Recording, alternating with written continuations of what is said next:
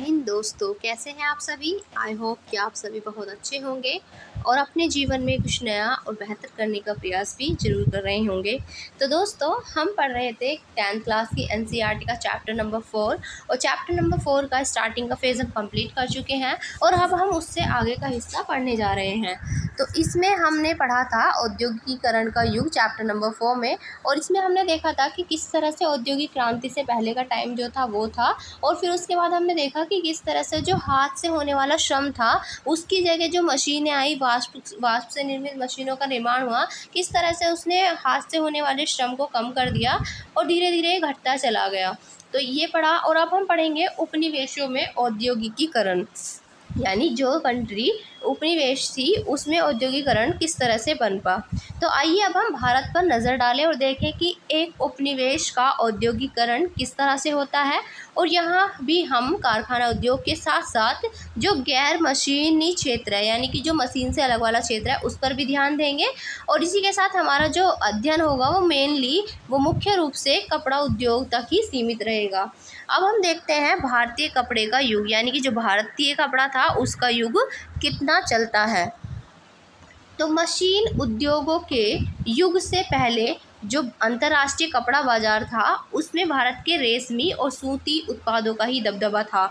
बहुत सारे देशों में मोटा कपास पैदा होता था, लेकिन जो भारत में होने वाला कपास था वो महीन किस्म का होता था। यानी कि अगर बात करें जब मशीनें नहीं आई थी उससे पहले का बाज़ार जो था, अंतर्राष्ट्रीय कपड़ा बाज़ार जो था, उसमें भारत के सूती और रेशमी कपड़ों का ही दबदबा था, वही भारी भरकम मांग उनकी थी। क्योंकि भारत का जो कपास था वो बहुत ही अच्छे किस्म का होता था, महीन किस्म का, और देशों का जो होता था वो मोटे किस्म का होता था। तो यहाँ पर जो आर्मेनियन और फ़ारसी सौदागर थे जो पंजाब से अफ़गानिस्तान, पूर्वी फ़ारस और मध्य एशिया के रास्ते यहाँ की ही चीज़ें लेकर जाते थे, और यहाँ के बने महीन कपड़ों के साथ ऊँटों की पीठ पर लादकर पश्चिमोत्तर सीमा से पहाड़ी दर्रों और रेगिस्तान के पार ले जाए जाते थे। यानी कि यहाँ से होते हुए इन दर्रों को पार करते हुए, और पूरे जो बड़े बड़े थान थे महीन कपड़ों के, उनको ऊँट की जो पीठ थी उस पर लाद कर ये ले जाया करते थे। और मुख्य पूर्व औपनिवेशिक बंदरगाहों से फलता फूलता समुद्री व्यापार जो था वो चलता था। गुजरात के तट पर स्थित सूरत बंदरगाह के ज़रिए भारत खाड़ी और लाल सागर के बंदरगाहों से जुड़ा हुआ था। तो भारत खाड़ी से और लाल सागर के बंदरगाह जो थे उनसे जुड़ा हुआ था सूरत बंदरगाह के ज़रिए। कोरोमंडल तट पर मछलीपट्टनम और बंगाल में हुगली के माध्यम से भी यह जो दक्षिण पूर्वी एशियाई बंदरगाहों के साथ खूब व्यापार यहाँ पर चलता था। इसी के साथ जो निर्यात व्यापार था, निर्यात व्यापार के नेटवर्क में बहुत सारे भारतीय व्यापारी और बैंकर जो थे वो सक्रिय थे। वे उत्पादन में पैसा लगाते थे, चीज़ों को लेकर जाते थे और निर्यातकों को पहुंचाते थे। यानी कि पैसों में वही चीज़ें, जो पैसे भी लगाते थे उत्पादन में, उसी के साथ चीज़ों को लेके जाना, और फिर जो एक्सपोर्टर्स होते थे जो माल को पहुँचाते थे उनके पास पहुँचाते थे माल को। ये माल भेजने वाले आपूर्ति सौदागरों के ज़रिए बंदरगाह नगर देश के भीतरी इलाकों से जुड़े हुए थे, और ये सौदागर बुनकरों की पेशगी देते थे। यानी कि बुनकरों को पेशगी देना किसका काम था? इन सौदागरों का। और बुनकरों से कपड़ा तैयार करवाते थे और उनको फिर उस तैयार माल को बंदरगाहों तक पहुंचाते थे। तो बंदरगाह पर जो बड़े जहाज मालिक थे और निर्यात व्यापारी थे, इनके बीच ये दलाल कीमत पर मोल भाव करते थे। तो निर्यात जो व्यापारी थे ये दलाल की कीमत पर क्या करते थे? मोल भाव करते थे, और आपूर्ति सौदागरों से ये लोग माल खरीद लेते थे। फिर 1750 के दशक तक जो भारतीय सौदागर थे उनके नियंत्रण वाला ये नेटवर्क टूटने लगता है। यानी कि जो भारतीय सौदागर थे इनके नियंत्रण से ये टूटने लगता है, और यूरोपीय कंपनियों की ताकत बढ़ती जा रही थी। पहले उन्होंने स्थानीय दरबारों से कई तरह की रियायतें हासिल कर ली। यानी कि जो भारतीय रियासतें थी उन पर कब्जा कर लिया, क्योंकि जो स्थानीय सरकार थे या स्थानीय जो राजा महाराजा थे उनसे तो इन्हें कंपनी ने क्या किया, पहले तो उनसे रियायतें हासिल कर ली, छूट ले ली, फिर बाद में इन्होंने क्या किया, उन पर ही कब्जा किया। तो उसके बाद उन्होंने व्यापार पर इजारेदारी प्राप्त का अधिकार कर लिया, यानी कि इजारेदारी का अधिकार प्राप्त कर लिया। फिर इससे वे सूरत और हुगली दोनों जो पुराने बंदरगाह थे वो कमज़ोर पड़ गए, और इन बंदरगाहों से होने वाले निर्यात में नाटकीय कमी आई, जिससे पहले जिस कर्ज से व्यापार चलता था वो धीरे धीरे से ख़त्म होने लगा, और धीरे धीरे जो स्थानीय बैंकर थे वो दिवालिया हो गए।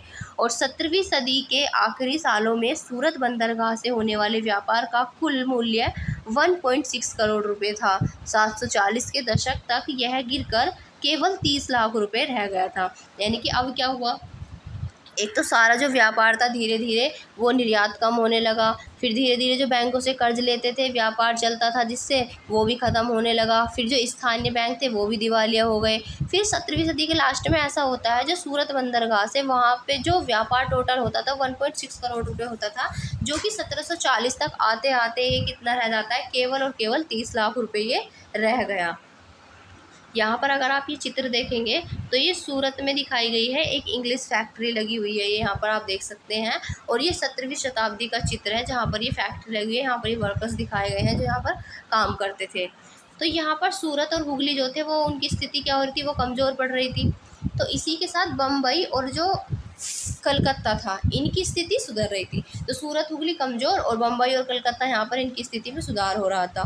तो पुराने बंदरगाहों की जगह पर नए बंदरगाहों का महत्व अत्यधिक जो बढ़ा था, वो महत्व औपनिवेशिक सत्ता की बढ़ती ताकत का संकेत था कि किस तरह से यहाँ पर जो औपनिवेशिक सत्ता है उसकी ताकत बढ़ रही है, ये उसका एक यहाँ पर प्योर संकेत था।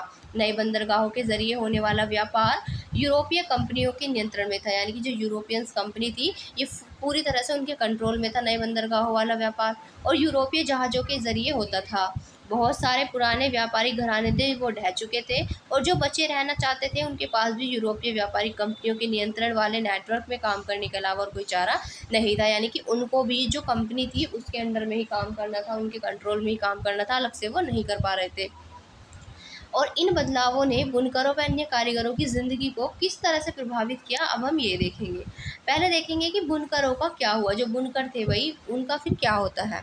तो 1760 के बाद से ईस्ट इंडिया कंपनी की सत्ता के सुदृढ़ीकरण की शुरुआत में भारत के कपड़ा निर्यात में गिरावट नहीं आई। यानी कि जब स्टार्टिंग का फेज़ था, जब कंपनी ने अपने हाथ में सब कुछ सत्ता ली ही थी, तो यहाँ पर स्टार्टिंग में तो जो कपड़ा निर्यात होता था उसमें कोई कमी नहीं आई, पूरा कपड़ा जो एक्सपोर्ट होता था उसमें कोई कमी नहीं आई। लेकिन ब्रिटिश कपास उद्योग अभी फैलना ही शुरू नहीं हुआ था, क्योंकि जो ब्रिटिश कपड़ा उद्योग था वो अभी भी फैलना शुरू नहीं हुआ था, और यूरोप में बारीक भारतीय कपड़े की भारी मांग थी। इसलिए भी कंपनी भारत से होने वाले कपड़े निर्यात को और फैलाना ही चाहती थी। यानी कि क्योंकि भाई भारत का जो कपड़ा था वो अच्छी किस्म का था, महीन कपास का था, तो वहाँ पर इसकी बहुत ज़्यादा मांग थी। तो यहाँ पर ये कंपनी अब इसको बढ़ाना ही चाहती थी, क्योंकि अभी तक ब्रिटेन में इसकी जो कपड़ा निर्यात था, कपड़ा जो इंडस्ट्री थी वो अभी फैलना शुरू नहीं हुई थी ब्रिटेन के अंदर। यहाँ पर आप देख सकते हैं ये काम पर लगा हुआ गुजरात का एक बुनकर दिखाया हुआ है, किस तरह से बुनाई कर रहा है। तो यहाँ पे फिर जो 1760 से 1770 का दशक होता है, इसमें बंगाल और कर्नाटक में जो राजनीतिक सत्ता स्थापित करने से पहले ईस्ट इंडिया कंपनी को निर्यात के लिए लगातार सप्लाई आसानी से नहीं मिल पाती थी। तो यहाँ पर बंगाल और कर्नाटक में राजनीतिक सत्ता तो इन्होंने स्थापित कर ली ईस्ट इंडिया कंपनी ने। तो इनको क्या था, कंपनी को निर्यात करने के लिए लगातार सप्लाई जो थी वो ईजीली नहीं मिल पा रही थी। क्यों? क्योंकि बुने हुए कपड़ों को हासिल करने के लिए फ्रांसीसी, डच, पुर्तगालियों के साथ साथ स्थानीय व्यापारी भी होड़ में रहते थे, क्योंकि कंपनी भी खरीदना चाहती थी माल, और जो फ्रांसीसी, डच, पुर्तगाली थे और कुछ स्थानीय व्यापारी थे वो लोग भी माल खरीदना चाहते थे। तो कंपनी के हाथ में सत्ता आने पर भी उनके लिए इजीली उनको माल उपलब्ध नहीं हो पा रहा था। तो इस प्रकार के बुनकर और आपूर्ति सौदागर ये खूब यहाँ पर मोल भाव क्या करते थे, और अपना माल जो था वो सबसे ऊंची बोली लगाने वाले खरीदार को यहाँ पर बेचा करते थे। तो लंदन में भेजे गए अपने पत्र में कंपनी के अफसरों ने आपूर्ति में मुश्किल और ऊंचे दामों का बार बार जिक्र किया। यानी कि जब कंपनी यहाँ पर बहुत सारे लोग हो गए अब खरीदने वाले, तो सिंपल सी बात है यहाँ पर भी मोल भाव होगा, और जो ज़्यादा दाम देगा उसी को चीज़ मिलेगी। तो कंपनी ने इस बात का जिक्र जो था वो अपने जो ये पत्र भेजती थी लंदन उनमें भी किया बार बार।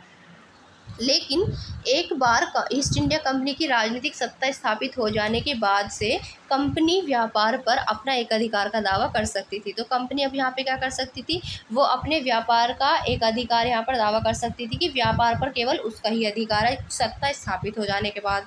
तो फलस्वरूप उसने क्या किया, प्रतिस्पर्धा खत्म करने, यानी कि जो कंपटीशन था उसको ख़त्म करने, और लागतों पर अंकुश लगाने, और कपास व रेशम से बनी हुई चीज़ों की नियमित आपूर्ति सुनिश्चित करने के लिए प्रबंधन और नियंत्रण की एक व्यवस्था, नई जो व्यवस्था थी उसको लागू कर दिया। और यह काम उसने कई चरणों में किया है, यानी कि अब वो अपने तरीके से काम करेगी, और ये काम जो है उसने कई स्टेप में किया, एक साथ नहीं किया। अब देखते हैं उसने कौन कौन से कदम उठाए कंपनी ने।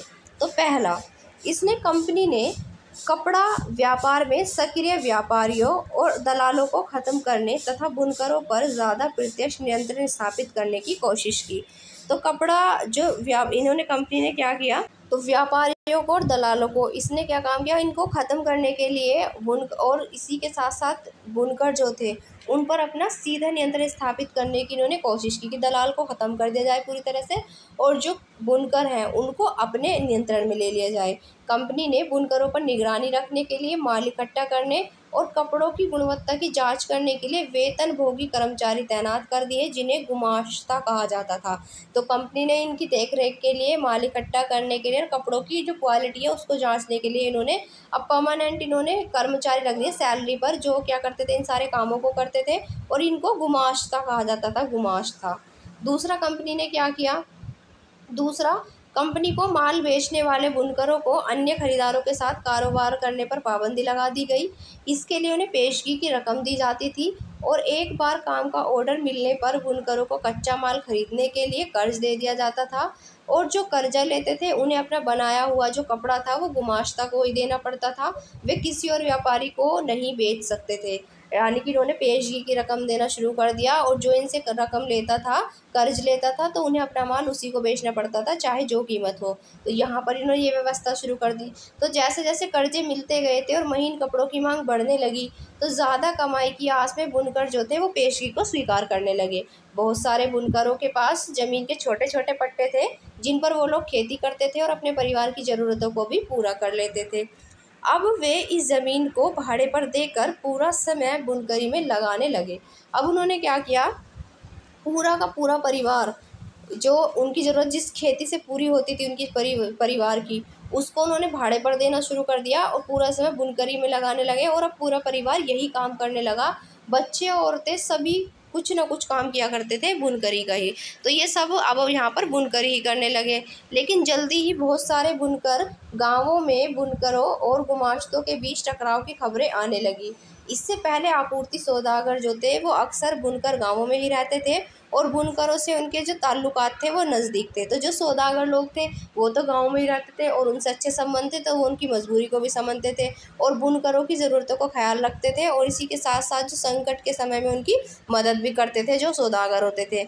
लेकिन यहाँ पर जब से ये जो नए गुमाश्ता थे ये बाहर के लोग थे, उनका गाँवों से पुराना सामाजिक कोई संबंध नहीं था और वे दंभपूर्ण यानी कि असभ्य व्यवहार करते थे। सिपाहियों और चपरासियों को अपने साथ लेकर आते थे और माल तैयार न होने की स्थिति में बुनकरों को सजा देते थे। सजा के तौर पर उन्हें अक्सर पीटा जाता था, कोड़े बरसाए जाते थे और अब जो बुनकर थे वो ना तो दाम पर मोल भाव कर सकते थे और ना ही किसी और को जो है वो अपना माल बेच सकते थे। उन्हें कंपनी जो कीमत मिलती थी कंपनी से वो बहुत ही कम थी, पर वे कर्जों की वजह से कंपनी से बंधे हुए थे, यानी कि जो कर्जे ले लेते थे ना तो वो अपना माल किसी को बेच सकते थे और साथ ही साथ उन्हें टाइम पे माल तैयार होना चाहिए था कंपनी के लिए। अगर टाइम पे माल तैयार नहीं करते थे तो कोड़े बरसाए जाते थे, पीटा जाता था, उनके साथ अभद्र व्यवहार यहाँ पर किया जाता था। तो कर्नाटक और बंगाल में बहुत सारे स्थानों पर बुनकर जो थे वो गांव छोड़कर चले गए और वे अपने रिश्तेदारों के यहाँ पर किसी और गांव में करघा लगा लेते थे। कई स्थानों पर कंपनी और उसके अफसरों का विरोध करते हुए गांव के व्यापारियों के साथ मिलकर बुनकरों ने यहाँ पर बगावत कर दी और कुछ समय बाद बहुत सारे बुनकर कर्जा लौटाने से इनकार करने लगे। उन्होंने करके बंद कर दिए और खेतों में मजदूरी करने लगे। तो यहाँ पर बहुत सारे जो बुनकर हैं वो तंग आकर एक तो यहाँ पर देने से मना कर देते हैं, कर्जा लौटाने से इनकार कर देते हैं और अपने करके बंद करके यहाँ पर मजदूरी करना वो स्टार्ट कर देते हैं। अब देखेंगे हम 19वीं सदी आते आते जो कपास बुनकर थे उनके सामने जो नई समस्याएं थी वो क्या पैदा हुई। यहाँ पर हम देखेंगे भारत में मैनचेस्टर का आना। भारत में मैनचेस्टर किस तरह से आया। तो 1772 में ईस्ट इंडिया कंपनी के अफसर थे हेनरी पतोलू ने कहा था कि भारतीय कपड़े की मांग वो कभी भी ख़त्म नहीं हो सकती या कम नहीं हो सकती है, क्योंकि दुनिया के किसी और देश में इतना अच्छा माल नहीं बनता है जितना भारत में बनता है, तो इसलिए इसकी मांग कभी भी कम नहीं हो सकती, ऐसा इनका मानना था। लेकिन हम देखते हैं 19वीं सदी की शुरुआत में भारत के कपड़ा निर्यात में गिरावट आने लगती है जो एक लंबे समय तक जारी रही। फिर 1811-12 में सूती माल का हिस्सा कुल निर्यात में 33% था। तो 1811-12 में सूती माल का जो निर्यात था उसमें कुल हिस्सा हुआ करता था 33%, लेकिन 1850-51 में ये मात्र 3% रह गया। तो अब देख सकते हैं कितनी गिरावट आई यहाँ पर, 33 से 3% ही रह जाता है। अब ऐसा क्यों हुआ और उसके क्या निहितार्थ थे, ऐसा क्या चीज़ हुई कि ऐसा हुआ, इतना निर्यात गिर गया। तो जब इंग्लैंड में कपास उद्योग विकसित हुआ तो वहाँ के जो उद्योगपति थे दूसरे देशों से आने वाले आयात को लेकर वो परेशान दिखाई देने लगे। उन्होंने सरकार पर ये दबाव डाला कि वह आयातित कपड़े पर शुल्क वसूल करे, जिससे कि मैनचेस्टर में बने बाहरी प्रतिस्पर्धा के बिना इंग्लैंड में आराम से बिक सके। यानी कि उन्होंने कहा दूसरे देश से जो आप माल आयात करते हैं, इंपोर्ट करते हैं, उसको बंद कर दिया जाए। बंद करने का मतलब क्या था कि वहाँ पर इतने टैक्स लगा दिए जाएँ, उन लोगों पर इतना आयात शुल्क लगाए कि वो या तो माल यहाँ पर भेजे ही ना, और भेजें तो उनको इतना महंगा पड़े कि वो भेजना ही बंद कर दें। तो यहाँ पर इन्होंने कहा कि उन पर आयात शुल्क लगाया जाए। और इसी के साथ साथ यहाँ पर जो यहाँ पर इंग्लैंड में बन रहे थे कपड़े, उनके जो कपड़े थे वो यहाँ पर इंग्लैंड में इजीली बिक सके, ऐसा किया जाए। दूसरी तरफ उन्होंने ईस्ट इंडिया कंपनी पर भी ये दबाव डाला कि वह ब्रिटिश कपड़ों को भारतीय बाज़ारों में बेचे, कि जो ब्रिटेन में कपड़े बन रहे हैं उनको यहाँ पर भारत के बाज़ारों में बेचे। कंपनी पर ये दबाव बनाया।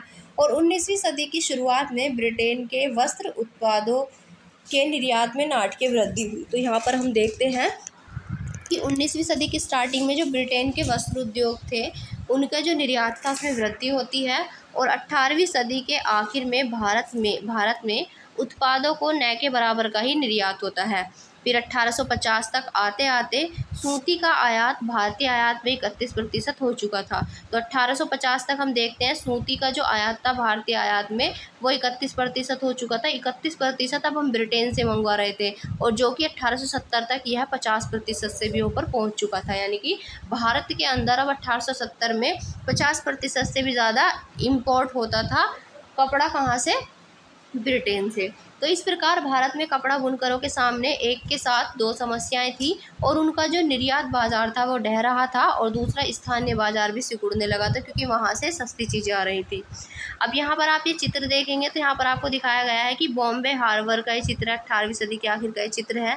यहाँ देख सकते हैं आप कि बम्बई और कलकत्ता में 1780 के दशक से व्यापारिक बंदरगाहों के रूप में विकसित होने लग गए थे। बम्बई और कलकत्ता व्यापारिक बंदरगाह, क्योंकि यहाँ से व्यापार होने लगा था, इस रूप में विकसित होने लगे। और जो पुरानी व्यापारिक व्यवस्था थी उसके पतन और औपनिवेशिक अर्थव्यवस्था के विकास का ये समय था यहाँ पर। फिर इसके बाद हम देखते हैं यहाँ पर क्या होता है, जो स्थानीय बाजार थे, स्थानीय बाजार में मैनचेस्टर के आयातित मालों की भरमार थी। यानी कि जो मैनचेस्टर से माल आता था उसकी यहाँ पर भरमार थी, बहुत बड़ी संख्या में ये माल यहाँ से आयात किया जाता था। फिर कम लागत पर मशीनों से बनने वाली आयातित कपास उत्पाद इतने सस्ते थे कि बुनकर उनका मुकाबला नहीं कर सकते थे। 1850 के दशक तक देश के ज़्यादातर बुनकर इलाकों में गिरावट और बेकारी के ही किस्सों की भरमार थी। यानी कि वहाँ से इंग्लैंड से बहुत सस्ते कपड़े आने लगे, क्योंकि बुनकरों के द्वारा उनकी मेहनत, खून पसीने की मेहनत से जो कपड़ा बनता था वो महंगा होता था, और वहाँ से मशीनों से जो कपड़ा आता था बन के वो सस्ता होता था, तो इसलिए यहाँ पर इनकी भरमार थी। फिर 1860 के दशक में बुनकरों के सामने नई समस्या खड़ी हो गई, उन्हें अच्छी कपास नहीं मिल पा रही थी। जब अमेरिकी गृह युद्ध हुआ तो अमेरिका से कपास की आमद जो थी वो बंद हो गई। तो ब्रिटेन ने क्या काम किया, भारत से कच्चा माल मंगाने लगा। अब ये भारत से कच्चा माल मंगाना स्टार्ट कर दिया ब्रिटेन ने, और भारत से कच्चे कपास के निर्यात में इस वृद्धि से उसकी कीमत जो थी वो आसमान छूने लगी, यानी कपास महंगा होने लगा।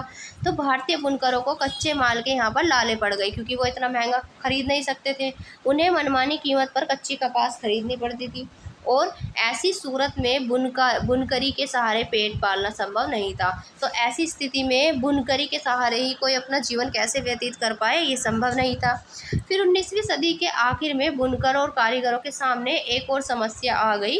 अब भारतीय कारखानों में उत्पादन होने लगा, जो भारत के अंदर कारखाने थे अब उनमें ही प्रोडक्शन होने लगा, और बाज़ार जो था वो मशीनों की बनी हुई चीज़ों से पट गया। यानी कि पूरे बाज़ार में मशीनों से बनी हुई चीज़ ही दिखने लगी।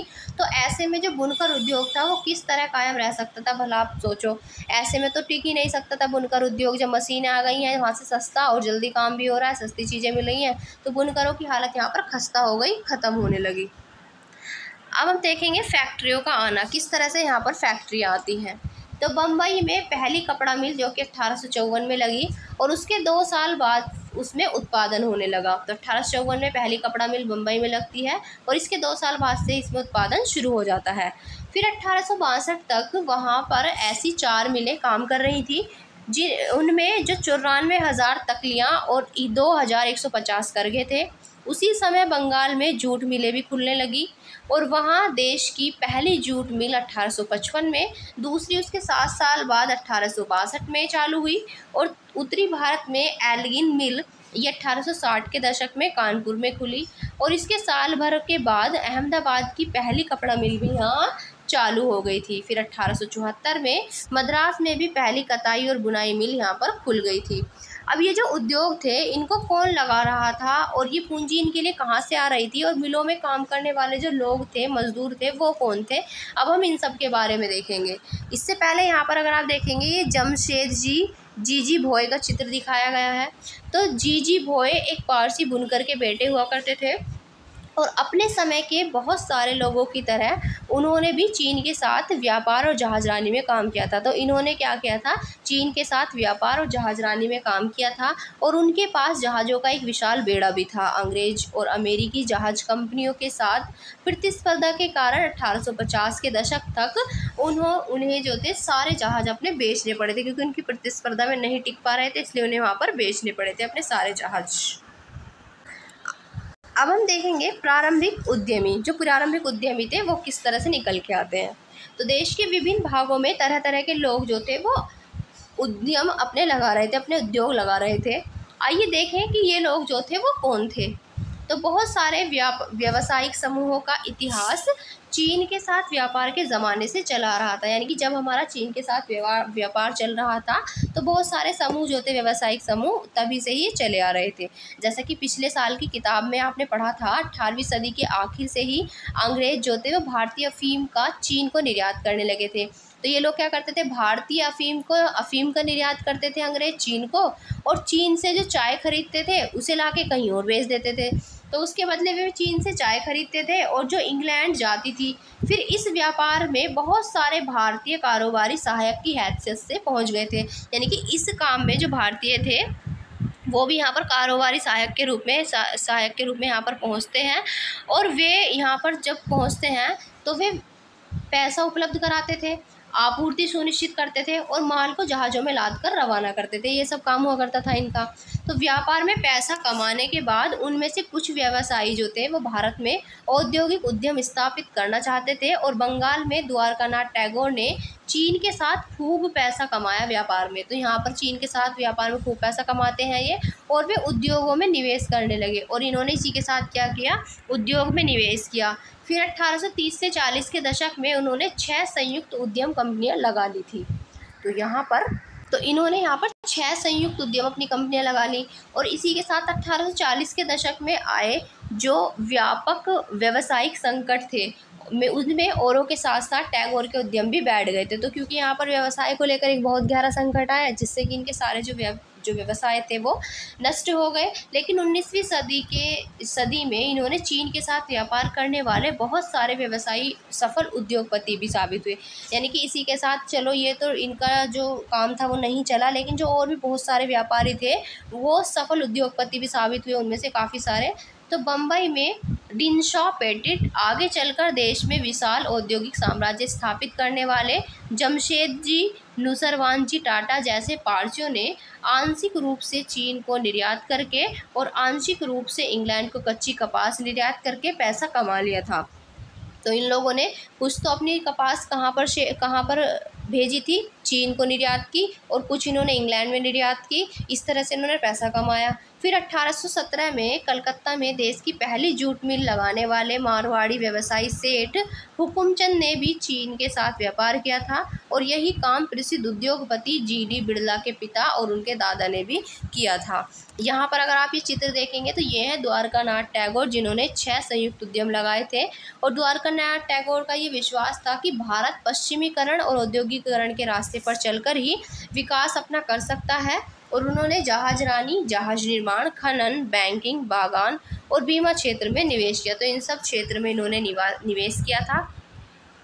तो यहाँ पर जो पूंजी इकट्ठा करने के लिए अन्य व्यापारिक नेटवर्कों का सहारा लिया गया, जो व्यापारिक थे उनका भी सहारा लिया गया व्यापारिक नेटवर्क्स का पूंजी इकट्ठा करने के लिए। और मद्रास के कुछ सौदागर बर्मा से व्यापार करते थे। जो मद्रास के जो कुछ सौदागर थे वो कहाँ से व्यापार करते थे? तो बर्मा, जो आज के टाइम में जिसे हम म्यांमार के नाम से जानते हैं, तो वहाँ से व्यापार करते थे। जबकि कुछ के मध्य पूर्व व अफ्रीका में संबंध थे। इनके अलावा भी कुछ वाणिज्यिक समूह थे, लेकिन वे विदेश व्यापार से सीधे नहीं जुड़े हुए थे। यानी कुछ और वाणिज्यिक समूह तो हुआ करते थे, लेकिन वो डायरेक्टली जो है इससे जुड़े हुए नहीं थे, विदेशों से उनके व्यापार जुड़ा हुआ नहीं था।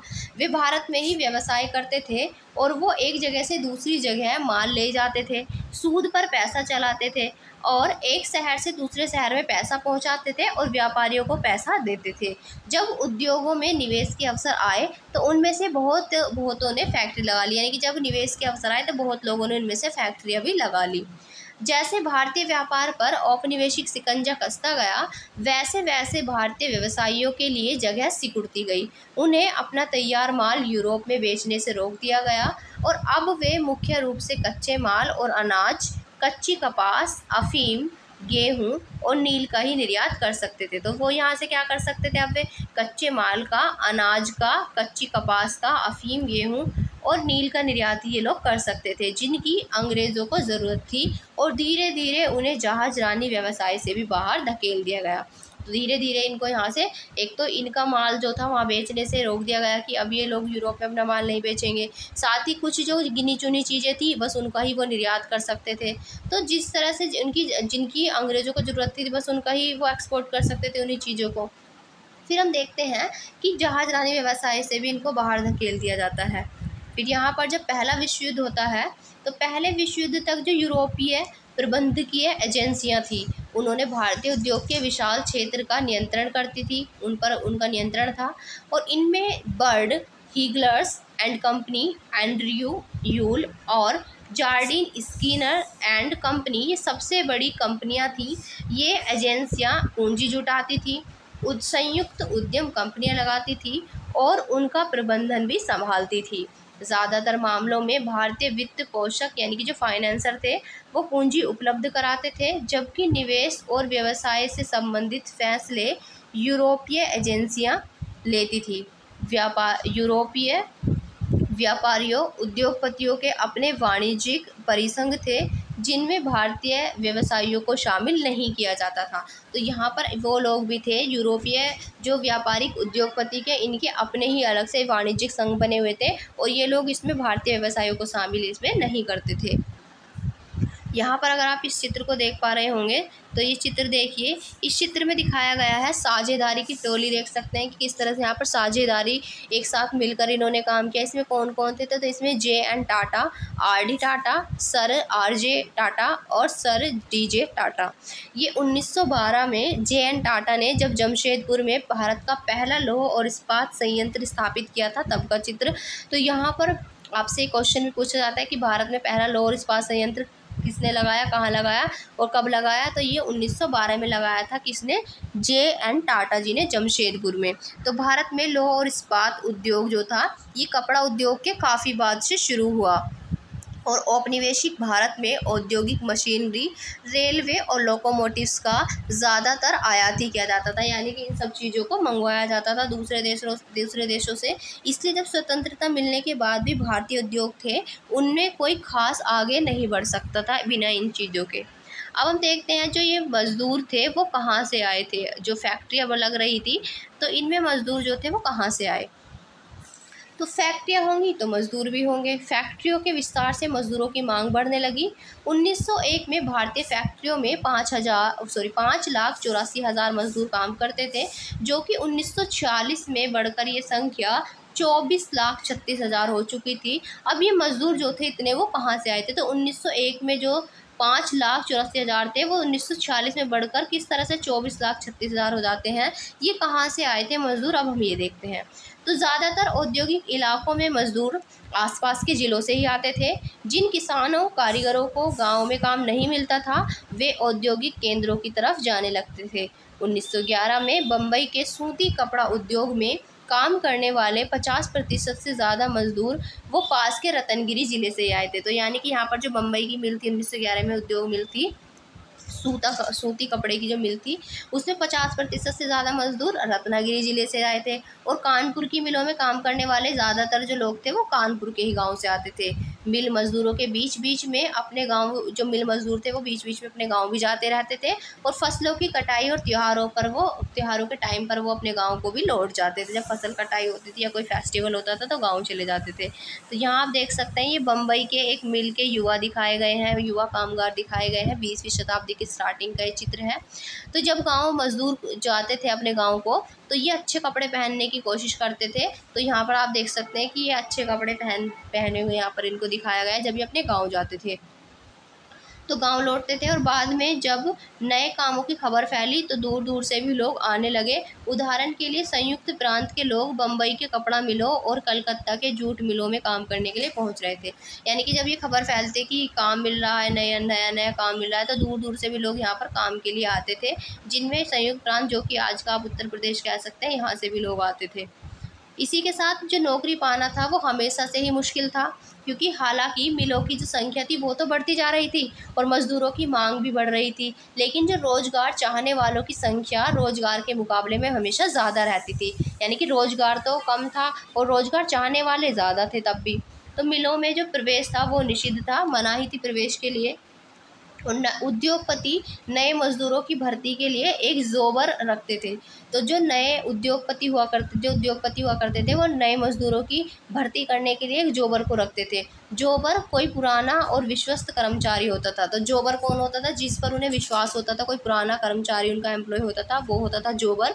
और वह अपने गांव से लोगों को लाता था। यानी कि ये क्या करता था, ये अपने गांव से लोगों को लाता था और उन्हें काम का भरोसा देता था और उन्हें शहर में जमने के लिए मदद कर देता था और मुसीबत में पैसे देने से मदद करता था। और इस प्रकार जोबर ताकतवर और मजबूत व्यक्ति बन गया था। बाद में जोबर मदद के बदले पैसे व तोहफों की मांग करने लगे और मजदूरों की ज़िंदगी को नियंत्रित करने लगे। यानी कि जिस जोबर को यहाँ पर रखा गया था वो अपने गांव के लोगों की हेल्प तो करता था, लेकिन बाद में इनके अंदर भी क्या आती गई, लालच आता गया, ये उनसे गिफ्ट और पैसे लेने लगे। तो यहाँ पर जो मजदूर थे उनकी ज़िंदगी को ये नियंत्रित करने की भी कोशिश यहाँ पर करने लगे। तो समय के साथ फैक्ट्री मजदूरों की संख्या बढ़ने लगी, लेकिन जैसा कि आप देखेंगे कुल औद्योगिक श्रम शक्ति में उनका जो अनुपात था वो बहुत ही छोटा हुआ करता था पूरे श्रम में। यहाँ पर आप देख सकते हैं ये एक मुख्य जोबर दिखाए गए हैं। तो यहाँ पर इस जोबर के चित्र को देखकर आप समझ सकते हैं कि उसका अंदाज और उसके कपड़ों से ही जोबर की सत्ता का पता चलता है कि ये किस तरह से यहाँ पर रहते होंगे।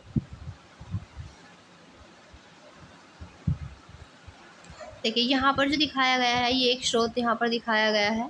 ये बम्बई के एक मिल मजदूर है वसंत पारकर। इन्होंने क्या कहा था इसके बारे में, तो इन्होंने कहा कि मजदूर अपने बेटों को मिल में काम करने पर रखवाने के लिए जोबर को पैसे देते थे कि ताकि उनके बेटों को काम मिल जाए। और मिल मजदूर शारीरिक और भावनात्मक रूप से उसके गांव के गहरे तौर पर जुड़े होते थे। वह गांव जाकर फसलों की कटाई करता था।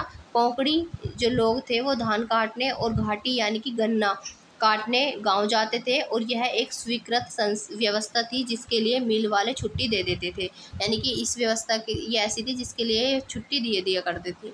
जोबर कौन थे, तो इन्हें अलग अलग इलाकों में सरदार या फिर मिस्त्री आदि भी कहते थे। तो जोबर को क्या कहा जाता था, इन्हें मिस्त्री या सरदार के नाम से भी जाना जाता था। यहाँ पर अगर आप ये चित्र देखेंगी तो ये अहमदाबाद के एक मिल में कताई में लगी हुई औरतें दिखाई गई हैं। तो यहाँ पर कताई कर रही हैं ये औरतें मिल में। और इसी के साथ यहाँ पर जो भाई भोंसले बम्बई के ट्रेड यूनियन कार्यकर्ता थे, 1930 से 40 के दशक में बिताए गए अपने बचपन को उन्होंने इस प्रकार याद किया। देखते हैं वो क्या बताते हैं। तो ये बताते हैं कि उस ज़माने में जो शिफ्ट 10 घंटे की शिफ्ट होती थी और शाम 5 बजे से सुबह के 3 बजे तक काम करना काम के सबसे भयानक घंटे होते थे, जो कि कब से शुरू होते थे, शाम के 5 से रात के सुबह के 3 तक। और मेरे पिताजी ने 35 साल नौकरी की, उन्हें दमा जैसी बीमारी हो गई और वे काम करने से लाचार हो गए और इसके बाद मेरे पिताजी वापस फिर गांव चले गए। ये इन्होंने अपना बताया है। इसी के साथ अब हम देखेंगे औद्योगिक विकास का अनूठापन, कि किस तरह से औद्योगिक विकास जो है वो शुरू तो होता है और उसका अनूठापन किस तरह से यहाँ पर हमें दिखाई देता है। तो भारत में औद्योगिक उत्पादन पर वर्चस्व रखने वाली यूरोपीय प्रबंधकीय एजेंसियों की कुछ खास तरह के उत्पादों में ही दिलचस्पी थी। उन्होंने औपनिवेशिक सरकार से सस्ती कीमत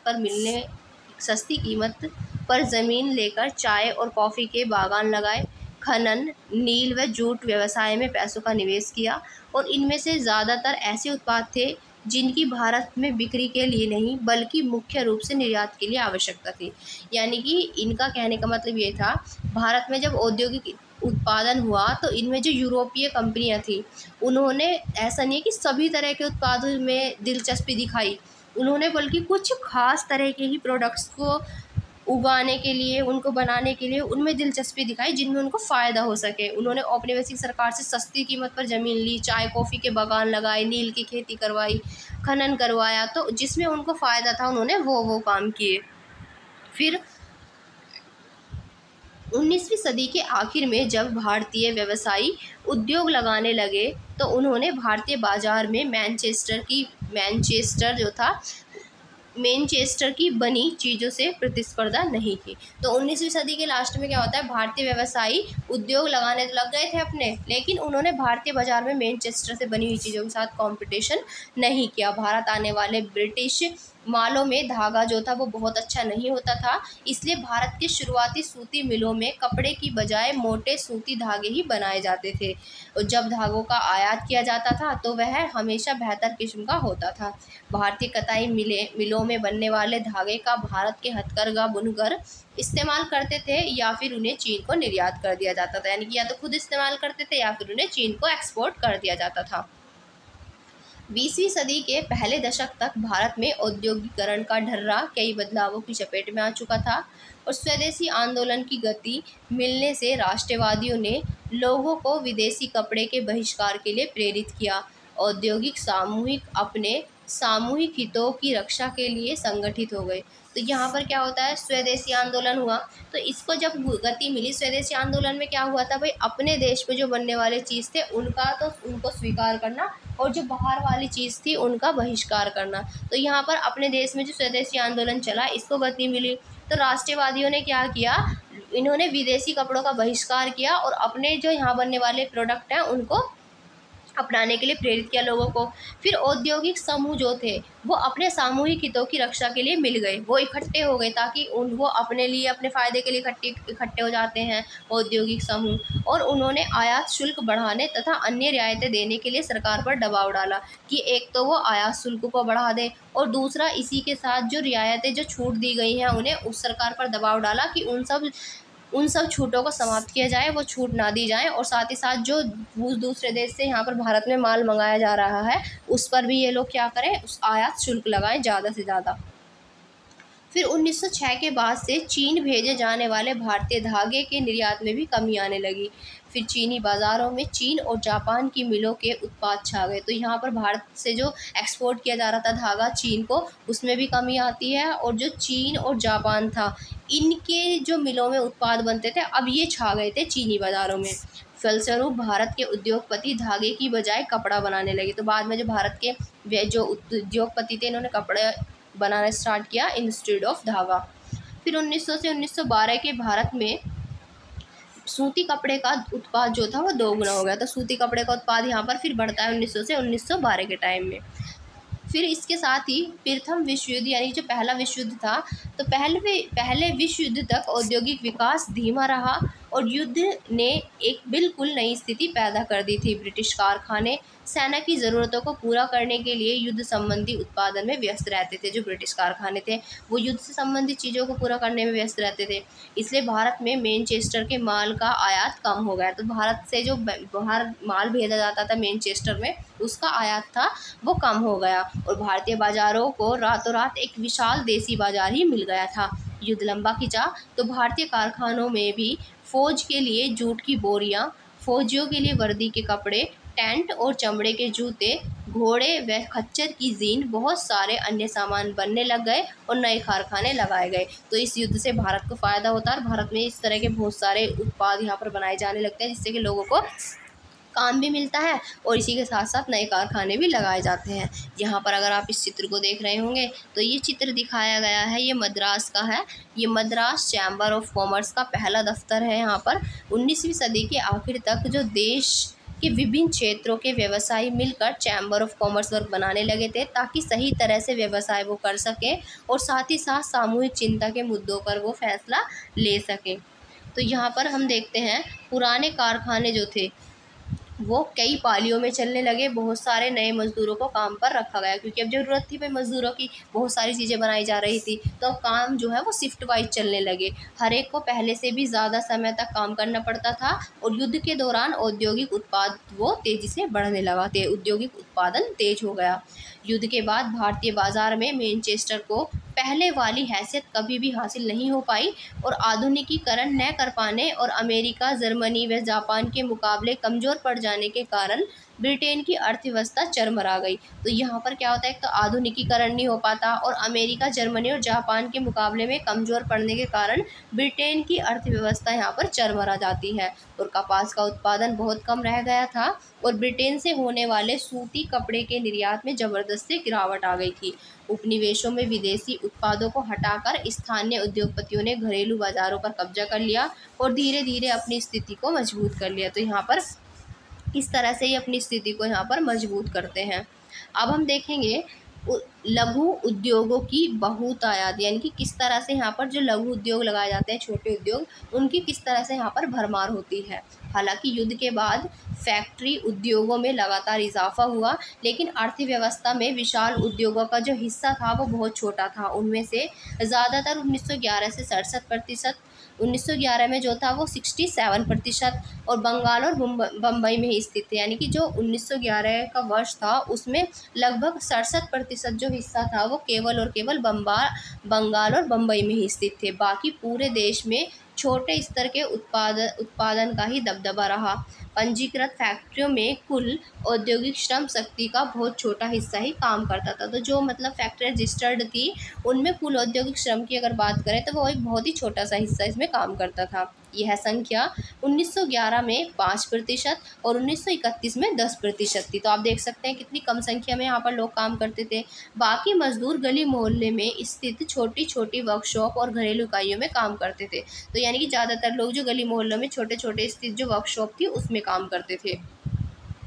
कुछ मामलों में तो 20वीं सदी के दौरान हाथ से होने वाले उत्पादन में दरअसल इजाफा हुआ था। यह बात हथकरघा क्षेत्र के बारे में सही है जिसकी हमने पीछे चर्चा की थी। सस्ते मशीन निर्मित धागे ने 19वीं सदी में कताई उद्योग को तो ख़त्म कर दिया था, लेकिन तमाम समस्याओं के बावजूद जो बुनकर थे वो अपना व्यवसाय किसी तरह से चलाते रहे और 20वीं सदी में हथकरघों पर बने कपड़ों के उत्पादन में लगातार सुधार हुआ। 1900 से 1940 के बीच यह 3 गुना हो चुका था। यानी कि 1900 से 1940 के बीच व्यापार जो था, इनका काम था बुनकरों का, वो 3 गुना बढ़ा। अब ऐसा कैसे हुआ, अब हम ये देखेंगे। इससे पहले यहाँ पर आप देखिए, ये हाथ से बुना हुआ कपड़ा यहाँ पर दिखाया गया है। तो हाथ से बुने कपड़े के महीन डिज़ाइन की मिलों में नकल जो थी वो नहीं की जा सकती थी, इसलिए इनका अपना अलग ही वजूद था। तो यहाँ पर इनका हमने देखा व्यापार बढ़ा। अब ये कैसे हुआ, अब हम ये देखते हैं कि कैसे हुआ, किस तरह से बुनकर फिर से लाइमलाइट में आते हैं। तो इसके पीछे आंशिक रूप से तकनीकी बदलावों का हाथ था। अगर लागत में बहुत ज़्यादा इजाफा न हो और उत्पादन बढ़ सकता हो तो हाथ से काम करने वालों को नई तकनीक अपनाने में कोई परेशानी नहीं होती। इसलिए 20वीं सदी के दूसरे दशक तक आते आते हम ऐसे बुनकरों को देखते हैं जो फ्लाई शटल वाले करघों का इस्तेमाल करते हैं और इससे कामगारों के उत्पादन क्षमता बढ़ी, उत्पादन तेज हुआ और श्रम की मांग में कमी आई। तो यहाँ पर कामगारों का उत्पादन भी बढ़ता है, तेज उत्पादन भी होता है और जो उनकी मांग थी श्रम की उसमें भी यहाँ पर कमी आती है। फिर 1941 तक भारत में 35% से ज़्यादा हथकरघों में फ्लाई शटल लगे हुए थे। त्रावणकोर, मद्रास, मैसूर, कोचीन, बंगाल आदि क्षेत्रों में तो ऐसे हथकरघे जो थे वो 70 से 80% तक थे और इसके अलावा भी कई छोटे छोटे सुधार इसमें किए गए थे जिनसे बुनकरों को अपनी उत्पादकता बढ़ाने और मिलों से मुकाबला करने में मदद मिली थी। तो ऐसे 70 से 80% तक यहाँ पर क्या हुआ करते थे, हथकरघे थे। और इसके अलावा और भी बहुत छोटे छोटे सुधार थे इसमें जो किए गए थे, जो बुनकरों को अपनी उत्पादकता बढ़ाने में और जो मिलों में मुकाबला करना था, उनको मिलों से मुकाबला करने में इनको यहाँ पर मदद मिली थी। अब देखते हैं फ्लाई शटल क्या था।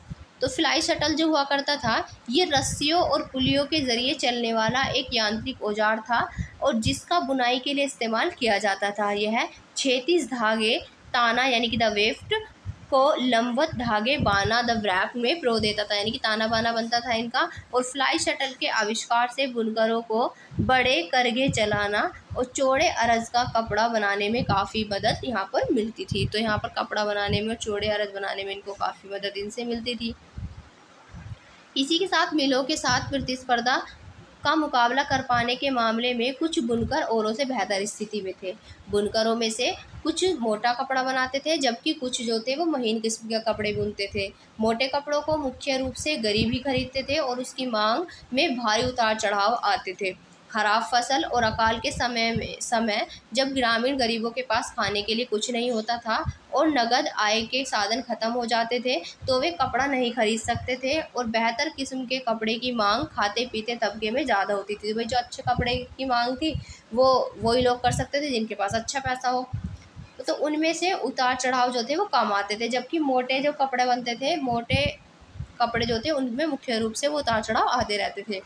जब गरीब भूखे मर रहे होते थे तब अमीर जो थे वो यह कपड़ा खरीद सकते थे और अकालों से बनारसी या बालूचरी साड़ियों की बिक्री पर असर नहीं पड़ता था। यानी कि अकालों, ये जो किसी भी तरह का अगर अकाल आता था तो उससे ये जो बनारसी या बालूचरी साड़ियाँ थी उनकी बिक्री पर कोई भी असर नहीं यहाँ पर पड़ता था। वैसे भी जैसे कि आप देख चुके हैं, मिल विशेष प्रकार की बुनाई की नकल नहीं कर सकते थे। बुने हुए बॉर्डर वाली साड़ियों या फिर मद्रास की प्रसिद्ध लुंगियों की जगह ले लेना ये मिलों के लिए आसान काम नहीं था, क्योंकि वो बारीक यहाँ पर कढ़ाई करते थे उसमें। तो ऐसा भी नहीं है कि 20वीं सदी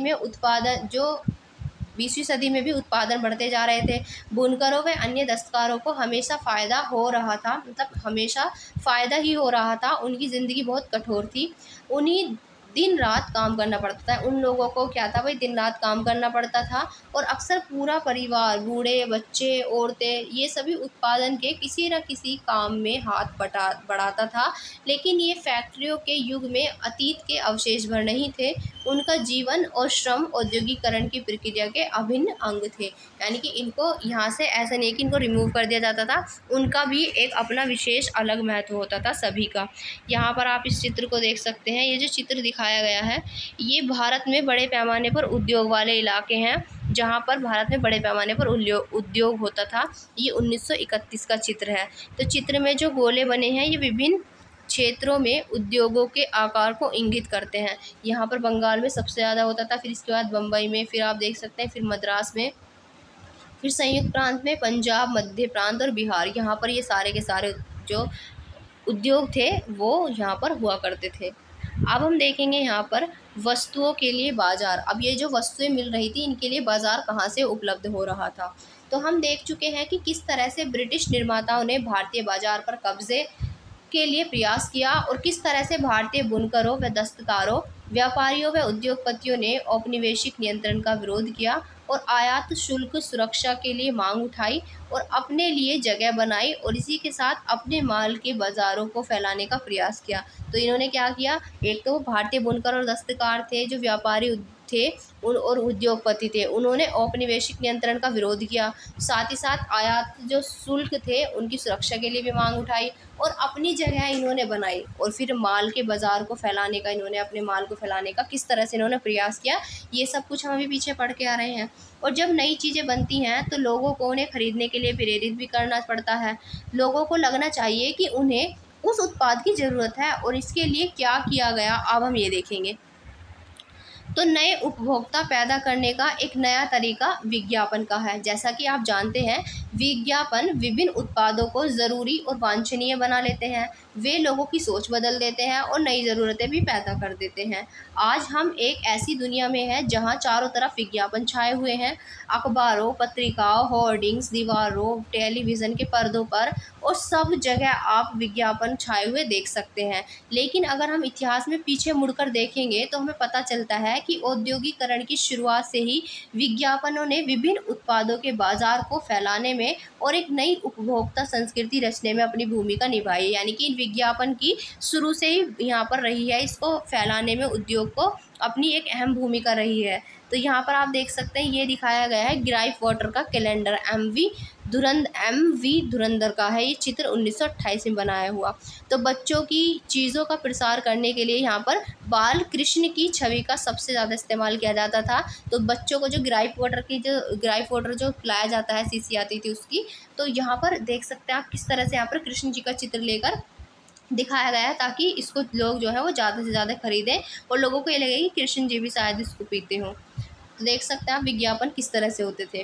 तो इसी के साथ यहाँ पर जब मैनचेस्टर के उद्योगपतियों ने भारत में कपड़ा बेचना शुरू किया तो वे कपड़े के बंडलों पर लेबल लगाते थे। लेबल का ये फ़ायदा होता था कि खरीदारों को कंपनी का नाम व उत्पादन की जगह का पता चल जाता था। तो लेबल का एक फ़ायदा तो ये था कि खरीदारों को अपनी कंपनी का एक तो नाम और खरीदारों को तो जो कंपनी जो बेच रही है उसका नाम भी पता चल जाता था। फिर उत्पादन कहाँ पे इसका प्रोडक्शन हुआ है, कहाँ से चीज़ बनी है, उसकी जगह का भी पता चल जाता था। और लेबल की ही चीज़ों की गुणवत्ता का भी प्रतीक था। मतलब जो लेबल था, लेबल ही उन चीज़ों की क्या क्वालिटी है उनकी गुणवत्ता का प्रतीक भी लेबल ही था। जब किसी लेबल पर मोटे अक्षरों में मेड इन मैनचेस्टर लिखा दिखाई देता था तो खरीदारों को कपड़ा खरीदने में किसी भी तरह का डर नहीं रहता था, क्योंकि उन्हें लगता था कि ये कपड़ा बढ़िया ही होगा, मैनचेस्टर का है। यहाँ पर आप देख सकते हैं ये जो चित्र दिखाया गया है, देखिए ये जो चित्र दिखाए गए हैं यहाँ पर, इस चित्र में दिखाया गया है मैनचेस्टर के लेबल को 20वीं सदी के प्रारंभ का ये चित्र है। इसमें आयातित कपड़ों के लेबलों पर असंख्य भारतीय देवी देवता दिखाए गए हैं, यहाँ पर आप देख सकते हैं। और ये जो देवी देवता हैं इनमें कार्तिक, लक्ष्मी, सरस्वती जी को चित्रित किया गया है, जो संबंधित वस्तु की गुणवत्ता को दर्शाने का प्रयास यहाँ पर कर रहे हैं। और इस चित्र में आप देख सकते हैं यहाँ पर महाराजा जो रणजीत सिंह थे, महाराजा रणजीत सिंह को दिखाया गया है। उत्पाद के प्रति सम्मान पैदा करने हेतु ऐतिहासिक व्यक्तित्व जो थे उनका भी इस्तेमाल किया जाता रहा है, ताकि लोग इनसे इंस्पायर होकर इनकी चीज़ों को खरीदें। अगर यहाँ पर आप देखेंगे तो देखिए यहाँ पर आप देखिए पहले ये वाला जो इमेज दिखाई गई है, इस इमेज में दिखाया गया है सनलाइट साबुन का कैलेंडर। ये देखिए ये है सनलाइट साबुन का कैलेंडर। तो ये 1934 का है। यहाँ पर भगवान विष्णु ये आसमान से रोशनी लाते हुए दिखाए गए हैं। इसमें ये सोप है, सनलाइट सोप। तो यहाँ पर इस तरह के विज्ञापन ये स्टार्टिंग से ही चले आ रहे हैं, जब से इसकी शुरुआत हुई औद्योगिकीकरण के साथ साथ ही। तो हमने यहाँ पर देखा लेबलों पर सिर्फ शब्द और अक्षर ही नहीं होते थे, उन पर तस्वीरें भी बनी होती थी, जो अक्सर बहुत सुंदर होती थी। अगर हम पुराने लेबलों को देखें तो उनके निर्माताओं की सोच और उनके हिसाब किताब और लोगों को आकर्षित करने के उनके तरीक़ों का अंदाज़ा हम इससे लगा सकते हैं कि किस तरह से वो सोच समझ कर लेबलों को बनाते थे, ताकि लोग इनको देखें और इनकी तरफ आकर्षित हों। इन लेबलों पर भारतीय देवी देवताओं की तस्वीरें प्राय होती थी और देवी देवताओं की तस्वीर के बहाने निर्माता ये दिखाने की कोशिश करते थे कि ईश्वर भी ये चाहता है कि लोग जो है उस चीज़ को खरीदें। कृष्ण या सरस्वती की तस्वीरों का ये फ़ायदा होता था कि विदेशों में बनी चीज़ें भी भारतीयों को जानी पहचानी सी लगती थी। यानी कि कृष्ण और सरस्वती इन देवी देवताओं की मूर्ति जो चित्र इसमें लगाए जाते थे, उससे इनका एक फ़ायदा ये था, लोगों को ये चीज़ें जो थी ऐसी लगती थी जैसे कि जानी पहचानी हो, जिससे कि लोगों को ऐसा लगे, ऐसा फील करवाने के लिए इनकी छपवाते थे यहाँ पर प्रिंटिंग में चित्र। फिर 19वीं सदी के आखिर में निर्माता अपने उत्पादों को बेचने के लिए कैलेंडर छपवाने लगे थे। अखबारों और पत्रिकाओं को तो पढ़े लिखे लोग ही समझ सकते थे, लेकिन कैलेंडर उनको भी समझ में आ जाते थे जो पढ़ नहीं सकते थे। चाय की दुकानों, दफ्तरों व मध्यवर्गीय घरों में कैलेंडर लटके रहते थे। जो इन कैलेंडरों को लगाते थे वे भी विज्ञापन को भी हर रोज़ पूरे साल देखते थे, और इन कैलेंडरों में भी नए उत्पादों को बेचने के लिए देवताओं की तस्वीरें होती थी। तो कैलेंडर में भी नए उत्पादों को बेचने के लिए उनकी तस्वीरें लगी होती थी। इसी के साथ देवताओं की तस्वीरों की तरह महत्वपूर्ण व्यक्तियों, सम्राटों व नवाबों की तस्वीरें भी विज्ञापनों व कैलेंडरों में खूब इस्तेमाल होती थी, और इनका संदेश अक्सर यह होता था कि अगर आप शाही व्यक्ति का सम्मान करते हैं तो इस उत्पाद को भी सम्मान कीजिए, और अगर इस उत्पाद को राजा इस्तेमाल करते हैं या फिर उसे शाही निर्देश से बनाया गया है तो उसकी गुणवत्ता पर सवाल खड़ा नहीं किया जा सकता। तो इसलिए इस तरह के राजा वगैरह के भी चित्र इस पर लगवाते थे। और जब भारतीय निर्माताओं ने विज्ञापन बनाए तो उनमें राष्ट्रवादी संदेश साफ से दिखाई देता था, और इनका आशय यह था कि अगर आप राष्ट्र की परवाह करते हैं तो उन चीज़ों को देखिए, खरीदिए जिन्हें भारतीयों ने बनाया है, और ये विज्ञापन स्वदेशी के राष्ट्रवादी संदेश के वाहक बनाए गए थे। जैसा कि आप यहाँ पर ये चित्र देखिए, इस चित्र में आप देख सकते हैं जो चित्र दिखाया गया है, ये चित्र दिखाया गया है एक भारतीय मिल में बने हुए कपड़े का लेबल है। ये जो भारतीय मिल में बना हुआ कपड़ा है उसका लेबल है यहाँ पर। ये इसमें एक देवी है जो अहमदाबाद के मिल में कपड़ा दान कर रही है और लोगों से भारत में बने कपड़े के इस्तेमाल का आह्वान कर रही है कि भारत में जो बना हुआ कपड़ा है आप उसका प्रयोग कीजिए। तो निष्कर्ष यहाँ पर क्या निकलता है? निष्कर्ष यहाँ पर ये निकलता है कि जाहिर है उद्योगों के युग में बड़े बड़े प्रौद्योगिकी बदलाव आए, फैक्ट्रियों का भी उदय हुआ और नई औद्योगिक श्रम शक्ति अस्तित्व में आई। लेकिन जैसा कि आपने देखा इस युग में हाथ से बनने वाली जो चीज़ें हैं और छोटे पैमाने का उत्पादन भी औद्योगिक भूदृश्य का एक महत्वपूर्ण हिस्सा रहा है। तो यहाँ पर आप देख सकते हैं कि जो भी छोटे छोटे पैमाने पर उत्पादन हुआ उनकी भी एक अपनी अलग ही भूमिका रही। तो इस तरह से हमारा चैप्टर यहीं पर फिनिश हो जाता है। अगर आपको इस चैप्टर में कुछ चीज़ें समझ में नहीं आई हैं तो आप कमेंट करके पूछ सकते हैं। वैसे आपको अच्छी समझ में आई होंगी। तो फिर मिलेंगे एक नए चैप्टर के साथ कल एक नई वीडियो में। तब तक के लिए जय हिंद, जय भारत।